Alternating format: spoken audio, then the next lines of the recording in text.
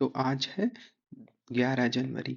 आज के new discussion में आपका स्वागत है। तो पहला जो आर्टिकल है वो है जीनोम प्रोजेक्ट को लेके। तो सरकार ने क्या किया है, जो रिसर्चर्स होते हैं उन्हें 10,000 जीनोम डेटाबेस उपलब्ध कराया है। अब इनके बारे में हम देखेंगे जीनोम क्या होता है, जीन क्या है। तो ये है, अब जो जीनोम डेटाबेस है मतलब लोगों की जीन का जो डाटा है वो एक पोर्टल पे रखा गया है। उस पोर्टल का नाम क्या है, भारतीय जैविक डेटा केंद्र। ये भी याद रखना है कि जैविक डेटा केंद्र, क्योंकि जैविक ही तो है, जैव जीवित का है तो जैविक डेटा केंद्र है।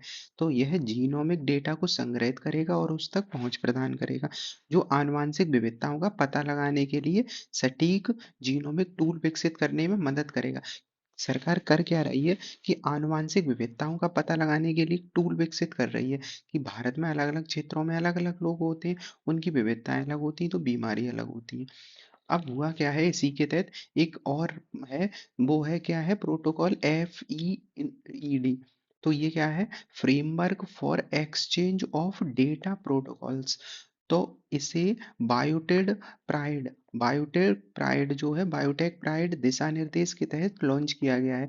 जो ये FED है, उसे जो बायोटेक प्राइड करके है, उससे दिशा निर्देश के अंतर्गत इसे लॉन्च किया गया। इसमें होगा क्या, उच्च गुणवत्ता वाले जो डेटा होगा, जेनेमिक डेटा, उनका साझाकरण किया जाएगा जिम्मेदारी पूर्वक, मतलब उस उनसे साझा किया जाएगा जहाँ नैतिक और पारदर्शी हो। तो ये होगा। अब पहले हम थोड़ा जीन को जानते हैं। तो एक होते हैं क्रोमोसोम मतलब गुणसूत्र जो हमारे शरीर में होते हैं। तो 23 जोड़ी गुणसूत्र। तो हमारे गुणसूत्र होते हैं, उस गुणसूत्र में होते हैं DNA, गुणसूत्र बना ही होता है DNA। तो इसमें DNA, और इसी DNA में का पार्ट क्या होते हैं, DNA का पार्ट ही होते हैं जीन। तो जीन क्या होते हैं कि जीन मानव के जो आनुवांशिक लक्षण होते हैं वो जीन के जरिए ही क्या होते हैं, मानव के शरीर में रेखांकित होते हैं। जैसे ऐसा समझ सकते हैं, ऐसे सब्जी बनती है तो सब्जी का एक तरीका होता है बनाने का। तो सब्जी का पूरा डाटा है तो कैसे कैसे बनेगी, वैसे ही है कि मानव शरीर कैसे बनेगा ये तय कौन करेगा, ये जीन तय करेगा। और अगर जीन में कोई गड़बड़ी होती है तो मानव शरीर में वो गड़बड़ी दिखती है। तो ये हुआ। अब और जीन के बारे में अगर समझें, जीनोमिक प्रोजेक्ट के बारे में, तो हुआ क्या था कि सरकार ने एक प्रोजेक्ट चलाया था। सरकार ने क्या किया, एक प्रोजेक्ट कुछ साल पहले चलाया था जिसका नाम था जीनोम इंडिया प्रोजेक्ट।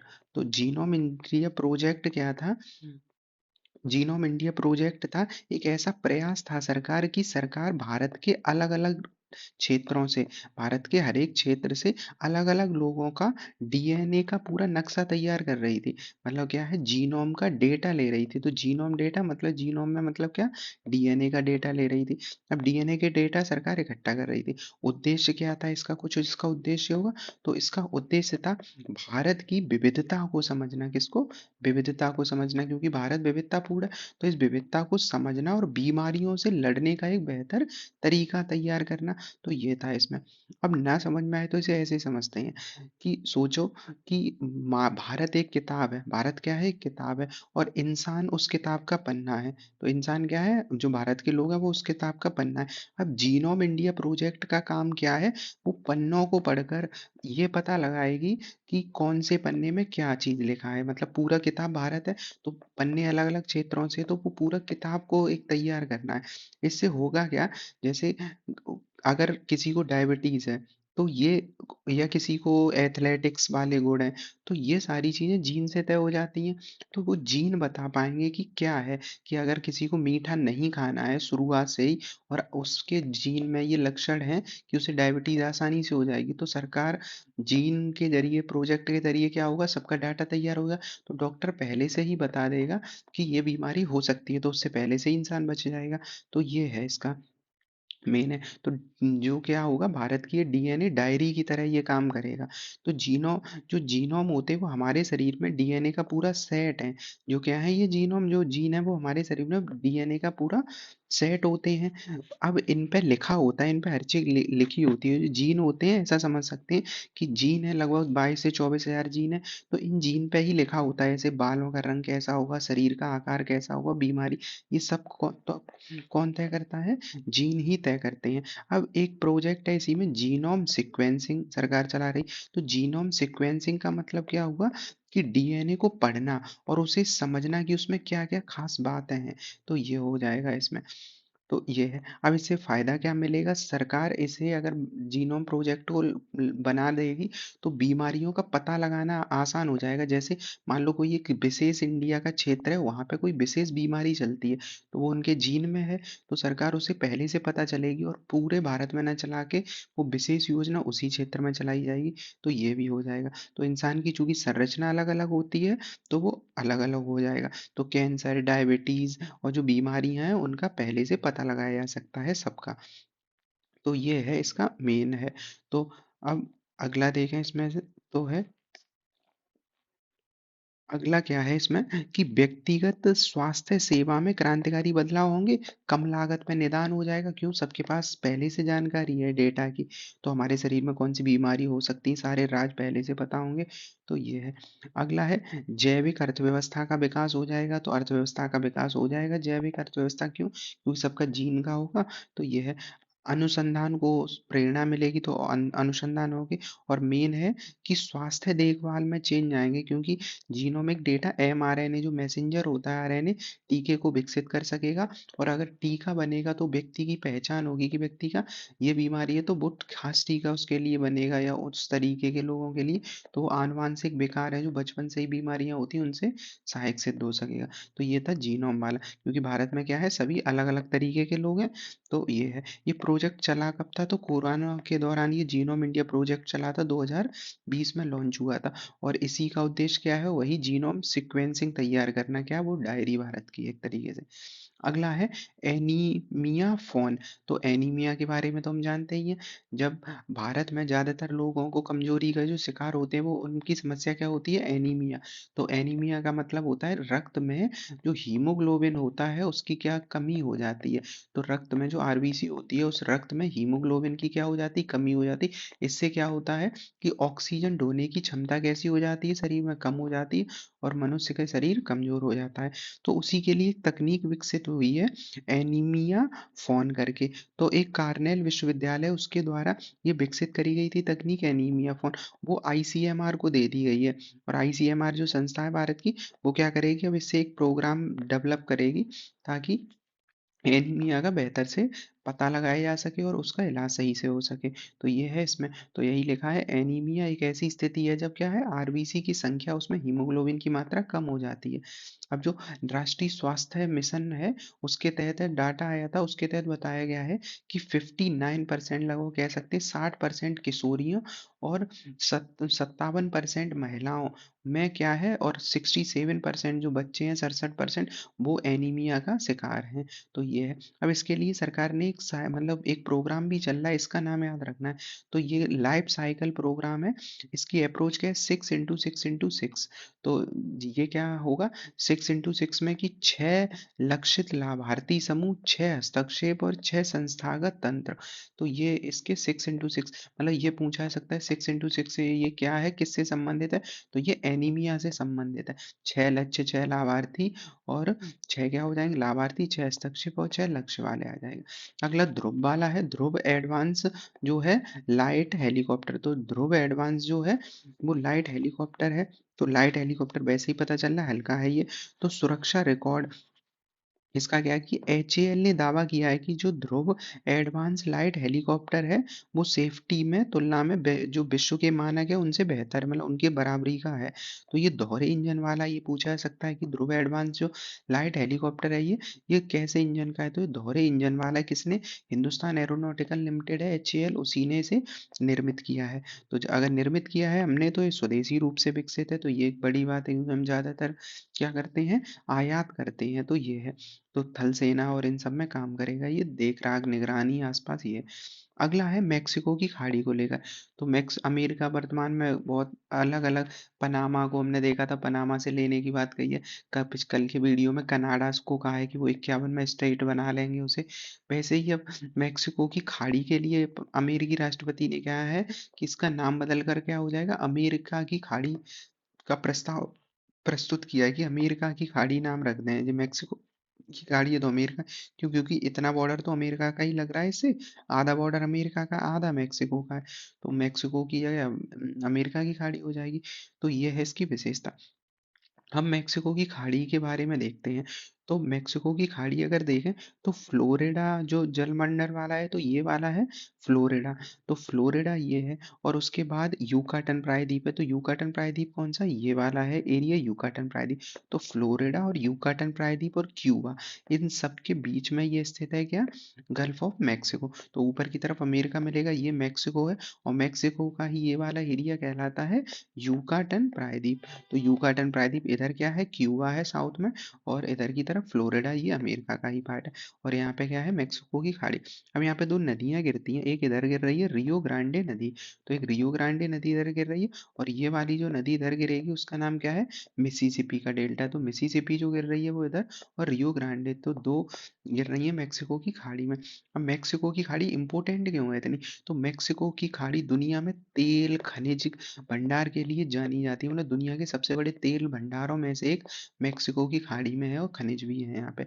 तो यहाँ पे अब ये एक वजह से और जानी जाती है कि यहाँ पे हरिकेन बहुत आते हैं। तो मेक्सिको की खाड़ी का चूंकि टेम्परेचर उच्च होता है, अब उच्च क्यों होगा, ज्योग्राफी में ये बेसिक है कि जहाँ स्थलखंड ज्यादा होता है वो जल्दी गर्म और जल्दी ठंडा होगा। तो स्थलखंड गर्म होने से ये एरिया जल्दी गर्म होगा तो लो प्रेशर बनेगा, और लो प्रेशर बनेगा तो क्या, भंवर क्रिएट हो जाएगा, और इससे ही क्या बनते हैं, हरिकेन आते हैं, जैसे चक्रवात होते हैं। तो वो है। अब यहाँ पे जो एरिया है और देखते हैं, तो रियो ग्रांडे हमने देखा, ये मिसिसिपी का डेल्टा है, और ये क्या है, फ्लोरिडा है, और ये स्ट्रेट ऑफ फ्लोरिडा, और ये यूकाटन प्रायद्वीप है। अब यहीं से एक लाइन गुजरती है, उसका नाम क्या है, कर्क रेखा। तो कर्क रेखा जो भारत से गुजर रही है, वो मेक्सिको से भी गुजर रही है, मेक्सिको की खाड़ी से कह सकते हैं गुजर रही है। तो ये याद रखना है इसके बारे में। अगला है एम्पायर ब्रिज। तो एम्पायर एम्पावर ब्रिज क्या है, कि नीति आयोग ने महिला उद्यमिता मंच, जो वुमेन एम्पावरमेंट के लिए है, उनके लिए एम्पावर, जो एम्पावर है ये एम्पावर करके, तो एम्पायर ब्रिज सपनों की उड़ान एक लॉन्च किया है। इसमें क्या होगा, महिलाओं को ये सारी चीजों में क्या मार्गदर्शन दिया जाएगा, जैसे खुदरा प्रबंधन, मार्केटिंग वगैरह, डिजिटल, इन सब में दिया जाएगा। अब जो ये WEP है, महिला उद्यमिता मंच है, वुमेन एम्पावरमेंट प्रोग्राम है, ये 2018 में नीति आयोग का एक एग्रीगेट प्लेटफॉर्म है, मतलब 2018 से नीति आयोग ने ये चलाया था। वही है कौशल विकास, महिलाओं को सशक्त करना, ये सब है। अगला है वैश्विक मीठे पानी के जो जीव है उनके संरक्षण की स्थिति पे एक रिपोर्ट आई है। तो हुआ क्या है, IUCN ने एक रिपोर्ट निकाली है, जो वो नेचर जर्नल में प्रकाशित हुई है।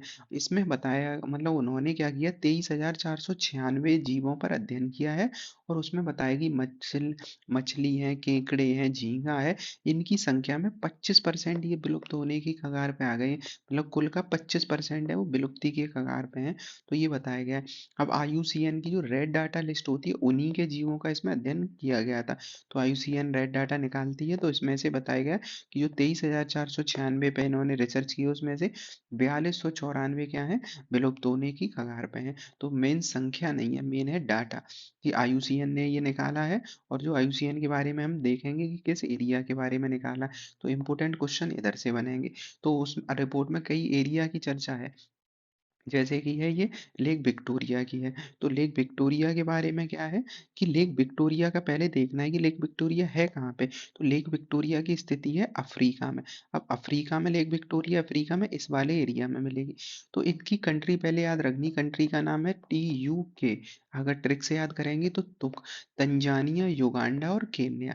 तो तुक से याद करनी है, तंजानिया, युगांडा और केन्या। तो ये वाला एरिया क्या है, तंजानिया का है, ये एरिया युगांडा का है, और ये एरिया केन्या का है। तो तुक से घिरी घिरी हुई है ये।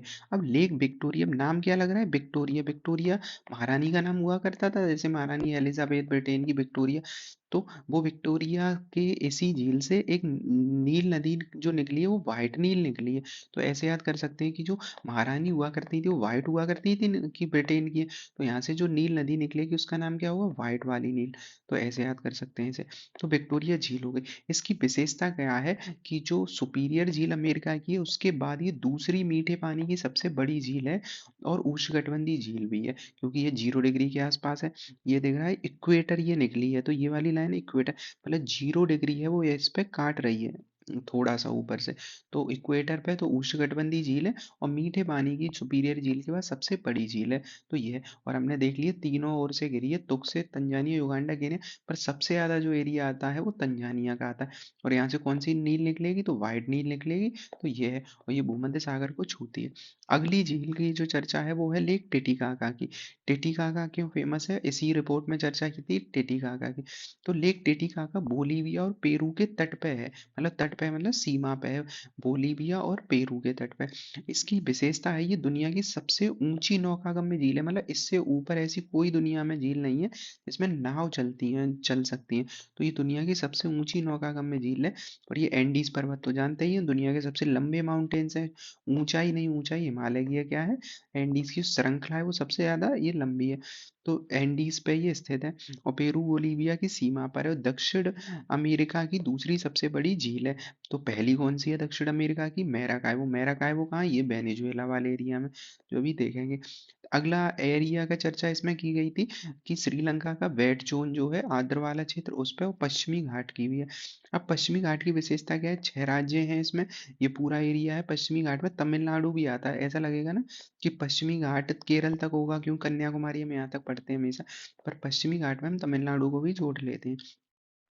उसके बाद है पश्चिमी घाट में बताया गया है कि यहाँ की जो प्रजातियां हैं उनमें स्थानिकता ज़्यादा है, स्थानिक मतलब लोकल ज़्यादा है, तो ये अच्छी चीज़ होती है स्थानिक होगी। तो इसमें बताया गया है 52% पेड़ की प्रजाति और 65% जो उभयचर हैं वो स्थानिक ही हैं। अब वही है, दोबारा से लेक विक्टोरिया हमने देखी। अब अफ्रीका में ग्रेट लेक्स वाला एक एरिया है, तो अफ्रीका में रिफ्ट वैली जो पढ़ते हैं, तो वहाँ पे कुछ झील हैं, जैसे कि थोड़ा सा देख लेते हैं। जैसे टंगानिका झील है, लेक टंगानिका जी, ये है लंबी सी। तो लेक टंगानिका झील है, और इसके नीचे यहाँ पे एक माला भी है। तो ये है, तो लेक माला भी इसमें देखेगी, लेक माला भी ये है, टंगानिका ये है। तो ये लेक अफ्रीका की याद रखनी है। और लेक विक्टोरिया हमने देख ही ली है, 0 डिग्री कट से आसपास से निकल रही है। तो 3 4 झीलें यहाँ पे देखिए अफ्रीका में, एक लेक विक्टोरिया, लेक टंगानिका और लेक माला भी। माला भी याद रखना हो तो ऐसे याद कर सकते हैं, MMT से, जैसे टी से तंजानिया, एम से माला भी और मोजाम्बिक, तो ऐसे याद कर सकते हैं। लेक विक्टोरिया वही हो गया, ये 0 निकली है, लेक विक्टोरिया नील है इधर से निकली है। तो ये हो गया, और ये एरिया है इसका। अगला देखते हैं पेरू वाला, वही लेक टिटिकाका ये है, ये है। इसके बाद लेक मेराकाई वो हमने देखी थी, वो सबसे बड़ी लेक है अफ्रीका मतलब साउथ अमेरिका की। तो वो ये रही, उत्तर उत्तर में वेनेजुएला के आसपास, ये ऊपर की तरफ वेनेजुएला के आसपास। और इसी के पास एंजल जलप्रपात हैं, तो ये वाली चीज जैसे एंजल फॉल्स हैं वो यहाँ पे फेमस है। तो ये हो गया। अगला है खतरे वाली जो प्रजातियां और उनके निष्कर्ष देखे, तो मतलब क्या क्या बताया है इस रिपोर्ट में। तो कहा गया केकड़े, क्रेफिश और झींगा इनके जोखिम है, क्योंकि इन्हें खाया भी जाता है ज़्यादा, मतलब मारा भी जाता है। और ये शुद्ध पानी मतलब ये इनमें ज़्यादा खतरे होते हैं इनके लिए। तो क्या है ये मीठे पानी की जो मछलियाँ हैं, मीठा पानी दूषित भी ज़्यादा होता है, तो इनकी विलुप्ति की ज़्यादा संभावनाएं है। तो ये बताया है। तो अमेरिका में सबसे ज़्यादा विलुप्ति की संभावना है, 22 प्रजातियाँ, मैक्सिको में 15, फिलीपींस में भी है, फिलीपींस में 15 प्रजातियां हैं, जो सभी लानोआ एक झील है उससे संबंधित है। तो ये थोड़ा इंपॉर्टेंट हो जाएगा, लानोआ झील कहाँ पे है, तो ये फिलीपींस में। तो अमेरिका, मैक्सिको, फिलीपींस में ये प्रजातियां विलुप्त प्रजातियां अधिकांश है। उसके बाद है अधिकांश में एक समस्या, क्योंकि अभी हमने क्या जाना है यहाँ पे कि मीठे पानी की मछलियों पे ही ज्यादा समस्या, क्यों, यूट्रिफिकेशन। यूट्रिफिकेशन क्या होता है, सुपोषण वाला। जब हम क्या करते हैं कि किसी पानी में, मान लो एक ताल खेत में हमने क्या लगाया है, यूरिया दवा डाली या कुछ केमिकल डाली। अब वो पानी के साथ बह के किसी तालाब में चले गए। अब तालाब में उससे क्या हो जाएगा, एल्गाई ब्लूम हो जाएगा, मतलब सुपोषण ज्यादा हो जाएगा, इससे कई सारे पेड़ पौधे ज्यादा उस एरिया में लग जाएंगे, तो पूरे एरिया में उस तालाब में घास ही घास हो जाएगी, जो हरे कलर की दिखती है वो। अब इससे होगा क्या, घास तो उगाएगी पर नीचे जो मछलियां रहेंगी उनके लिए ऑक्सीजन बचेगा नहीं, तो वो खत्म हो जाएंगी। यूट्रिफिकेशन सुपोषण होता है, वो काई वाली चीज ज्यादा हो जाएगी। अब जो मेन रिपोर्ट है वो किसने निकाली है, आईयूसीएन ने। तो आईयूसीएन के बारे में जानते हैं, 1948 में बना था। अब सेकेंड वर्ल्ड वॉर हो चुका था। सेकेंड वर्ल्ड वॉर के दौरान कई सारे मतलब ये पर्यावरण और संस्कृति, कल्चर, इन सबको जो इमारतें थी या क्षेत्र थे उन्हें नुकसान पहुंचा था, तो सोचा गया इनका संरक्षण ना कर लें। तो प्रकृति का संरक्षण और इन सब के लिए किया गया था। तो ये फ्रांस में बनाया गया था। तो इसका मुख्यालय कहाँ पे है, मतलब फ्रांस में ये एक संधि के द्वारा कोशिश करी गई थी, स्थापित हुआ था। मुख्यालय वर्तमान में है ग्लैंड, स्विट्जरलैंड में। पहले इसका नाम हुआ करता IUPN, international union for protection of nature था, IUPN था। फिर 56 में IUCN नाम चेंज कर दिया गया था। उद्देश्य वही है, सरकारी हो मतलब सरकारी हो, मतलब सार्वजनिक हो, निजी हो, गैर सरकारी, सबकी प्रगति और संरक्षण का काम करेगा। क्या इसके सदस्य केवल सरकारी बन सकते हैं, मतलब जो सरकारें होती वही बन सकती? नहीं, नागरिक संगठन भी होता है, वो भी इसका सदस्य बन सकता है, कोई बड़ा संगठन होगा।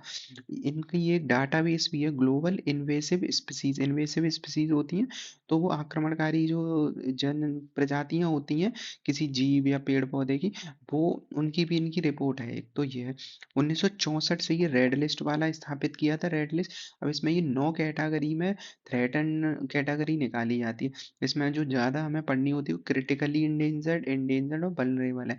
अब इनका क्या मतलब हुआ? क्रिटिकली, एक तरीके से ये क्या है, खतरे के निशान होते हैं। तो IUCN क्या है? एक संगठन है एक तरीके से। ये नियम बनाता है और रक्षा करता है कि इसमें बताया जाएगा कि जो जो जीव हैं, जो पेड़ पौधे वो खतरे में हैं, तो वो इसमें बताएं। अब एक एग्जांपल से इसे समझो। IUCN एक मान लेते हैं, IUCN एक स्कूल है। अब स्कूल में, उस स्कूल में बहुत सारे जानवर हैं, पेड़ पौधे हैं, जंगल है, समुद्र है।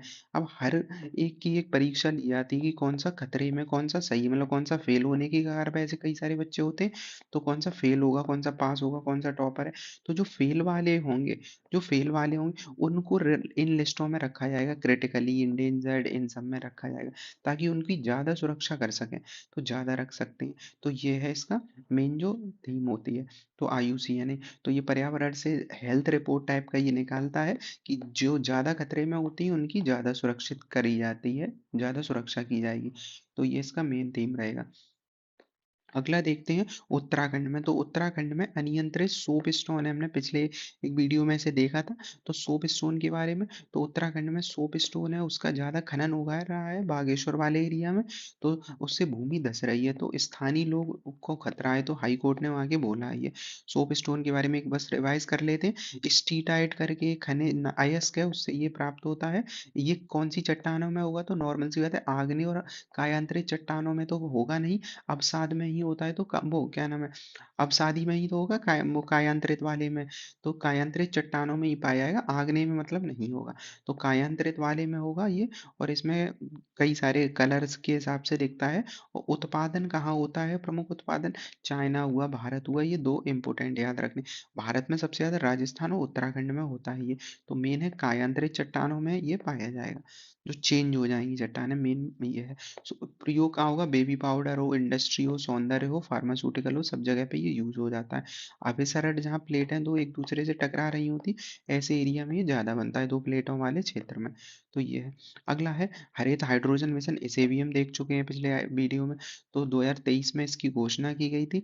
5 MMT जो 2030 तक जो 5 MMT है उसको उत्पादित करना है, ये हमने देखा था।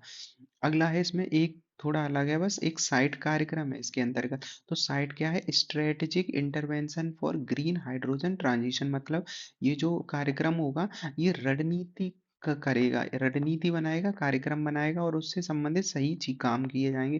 किससे? हरित हाइड्रोजन से संबंधित उत्पादन को प्रोत्साहन करेगा करेगा यही साइट कार्यक्रम। तो ये, अब ग्रीन हरित हाइड्रोजन का हमने मतलब देखा था कि जो इलेक्ट्रोलाइसिस होती है, मतलब बिजली के द्वारा पानी के अणुओं को हाइड्रोजन और ऑक्सीजन में तोड़ा जाता है। जब हम पानी के अणुओं को बिजली के द्वारा, इलेक्ट्रोलाइसिस के द्वारा हाइड्रोजन में तोड़ते हैं और ऑक्सीजन। अब जो बिजली, अगर वो बिजली रिन्यूएबल से आ रही है, सौर ऊर्जा, पवन ऊर्जा, इनसे आ रही है, तो उसे कह देंगे हरित हाइड्रोजन। और अगर वो बायोमास से आ रही तो उसे अलग नाम से जानते हैं, जैसे ग्रे हाइड्रोजन, ब्लैक हाइड्रोजन, कोयले से आ रही है, तो ये हो जाएगा इसका नाम। तो ये है। अब हरित होगी तो नवीकरणीय ऊर्जा होगी, इलेक्ट्रोलाइसिस अभी देखा प्रयोग होता है, क्यों? पानी को तोड़ा जाता है। तो ये हो जाएगा। अगला है एक कि केंद्रीय आवास और शहरी कार्य मंत्रालय मंत्री ने बेहतर शहरी नियोजन की आवश्यकता बताई है। क्यों बताया है इसे?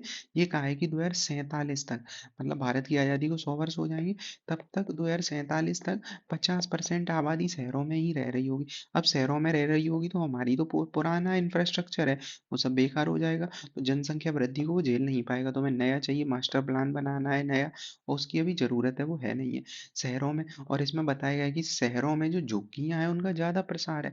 2011 की जनगणना के अनुसार भारत में कुल शहरी जनसंख्या है, उसका सोचो 13% झुग्गियों में रहता है, वो 17% है। तो 2011 की जनगणना के अनुसार मतलब 100 लोग रह रहे हैं उसमें से 17 तो शहर में झुग्गियों में रह रहे हैं। तो ये मतलब थोड़ा खराब है। क्यों? क्योंकि जहाँ झुग्गी होगी वहाँ साफ सफाई, पर्यावरण, ये सब चीजें नहीं होंगी, बीमारियां ज्यादा फैलती हैं, प्रदूषण ज्यादा होगा। तो अब अगर शहरों में फिर एक दूसरी समस्या है प्रदूषण की, जैसे दिल्ली में ही देखते हैं, तो इससे गुणवत्ता पर नकारात्मक प्रभाव पड़ता है। एक तीसरी और समस्या मतलब अगली समस्या आती है, वो होती है आपदा का प्रतिरोधन का अभाव। जैसे कि बाढ़ में आपदा आने की संभावनाएं बढ़ जाती है। जैसे चेन्नई में 2015 में एक बाढ़ आई थी, पर जब बाढ़ का कारण देखा गया तो प्राकृतिक नहीं था क्या, कि वहां पे पहले एक झील हुआ करती थी, प्राकृतिक रूप से उस झील के आसपास पहले बिल्डिंगें हुआ करती थी। धीमे धीमे क्या हुआ, उन बिल्डिंगों ने उस झील के एरिया को कब्जा कर लिया, ऐसे ऐसे बिल्डिंगें चारों ओर बन गई, उस झील का आकार हो गया छोटा सा। अब झील छोटी हो गई पर झील बनी है हजारों सालों में, उसका उस झील में तो पानी आके जमा होगा। तो कुछ समय से पानी नहीं था, फिर जब एकदम से पानी आया तो आसपास के पूरे एरिया में बह गए, तो मतलब बाढ़ आ गई। तो ऐसी समस्याएं मिलती हैं कि लोग बढ़ के क्या करते हैं, एरिया बढ़ा के इन पे अतिक्रमण कर लेते हैं, नदियों के किनारे हों, झीलों के किनारे, तो उससे आपदा और ज़्यादा आ जाती है। तो ये है। अब इसका योजना की हमें पहले बता देना क्या है। जैसे स्मार्ट सिटी आई है 2015 में, वो अच्छी चीज़ है। आवास योजना है, सार्वजनिक निजी भागीदारी बढ़ा सकते हैं, ये सब पॉइंट हो सकते हैं इसमें। और उठाए गए कदम क्या होंगे, बेहतर शहरी नियोजन के, जैसे जीवन की सुगमता को बढ़ाना, जीवन को क्या करना, बेहतर करना, कौशल बनाना, डेटा का उपयोग करके आगे बढ़ाना, पारंपरिक ज्ञान का यूज करना। ऐसा ही थोड़ी ना हर जगह टेक्नोलॉजी हो, पारंपरिक ज्ञान से भी तो ये चीजें सुधार सकते हैं। जैसे हमारे यहाँ तो हजारों साल पहले शहर हुआ करते थे, हड़प्पा सभ्यता में, तो प्राचीन शहरी नियोजन हो सकता है, हम ये कहेंगे कि उन्हें अपनाया जा सकता है। निष्पक्षता, समानता और स्थिरता लेके आना है, तो निष्पक्ष होके काम करना होता है। क्यों? क्योंकि जैसे ये बस्तियां बने जा रही हैं, उन्हें रोकना है, तो ये है। अगला एक छोटा सा आर्टिकल है, यह है प्रमाणित क्षेत्र और जैविक, मतलब मतलब बात इतना है कि जो जैविक उत्पादन है उनका एरिया बढ़ रहा है, क्षेत्र बढ़ रहा है, तो उत्पादन भी बढ़ रहा है। तो मध्य प्रदेश पहले स्थान पर है 7.3 मिलियन हेक्टेयर के साथ, जो जैविक उत्पाद है उनके लिए, तो मध्य प्रदेश टॉप पे रहेगा जैविक उत्पाद में, और महाराष्ट्र दूसरे स्थान पे है, और इसका निर्यात भी बढ़ा है। तो मेन है कि मध्य प्रदेश टॉप पे है और महाराष्ट्र सेकंड पे है जैविक उत्पादन के मामले में। अगला किसान पहचान कार्ड है, ये हम पढ़ चुके थे कि जो ये पीएम किसान योजना है उसके अंतर्गत अब कार्ड मिलेगा, इसमें भूमि का रिकॉर्ड और सारी चीजें ये होंगी। तो ये आज का 11 जनवरी का करंट हुआ खत्म।